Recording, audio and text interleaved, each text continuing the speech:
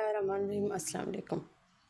मैं बहुत परेशान थी कि मेरी बहन की शादी नहीं हो रही थी क्योंकि उसे नींद में चलने की बीमारी थी। जब हम किसी को बताते तो वो रिश्ते से इनकार कर देते। ये देखकर हम बहुत परेशान थे कि अब इससे कौन शादी करेगा।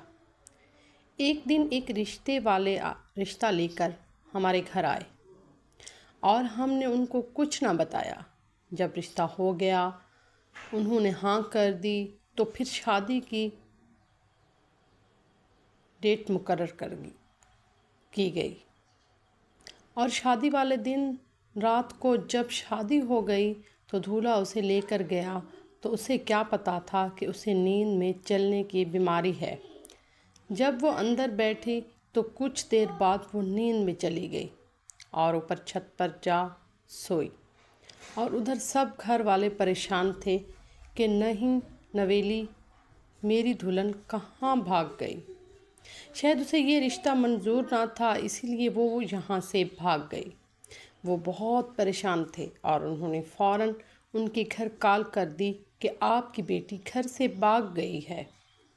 अगर वो रिश्ता नहीं करना चाहती थी तो आपने ज़बरदस्ती रिश्ता क्यों जोड़ना चाहा। उन्होंने सोचा कि शायद उसे नींद में चलने की बीमारी थी, इसी वजह से वो नींद में चलकर कहीं चली गई है। जब वो यहाँ पहुँचे तो उन्हें सारी हकीकत पता नहीं पड़ी कि उसे नींद में चलने की बीमारी थी। अगर हम किसी को बताते तो वो उसे इनकार कर देते, इसलिए हमने आपको भी नहीं बताया, शायद आप इनकार कर लें। ये सुनकर वो बहुत शर्मिंदा हुए और उसके अब्बू ने उनसे माफ़ी मांगी कि हमसे गलती हो गई, हमें पहले आपको बताना चाहिए था ताकि इतनी बड़ी मुसीबत ना खड़ी होती। और दूल्हे ने उसे ढूंढते ढूंढते वो छत पर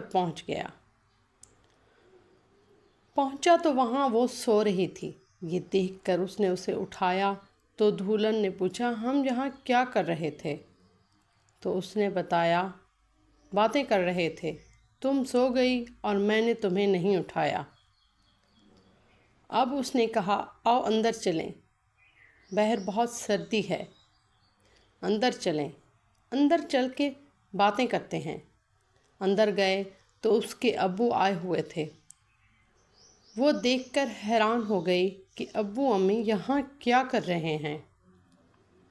तो उसने बताया कि उन्हें आपकी याद आ रही थी, इसलिए वो आपको मिलने यहाँ आ गए।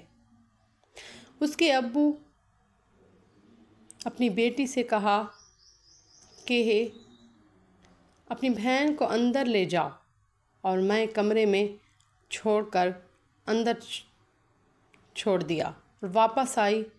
वो घर चले गए थे और वो हंसी खुशी ज़िंदगी बसर करने लगे। हमारी कहानी को लाइक कीजिएगा, सब्सक्राइब कीजिएगा, कमेंट में भी बताइएगा। अल्लाह हाफ़िज़।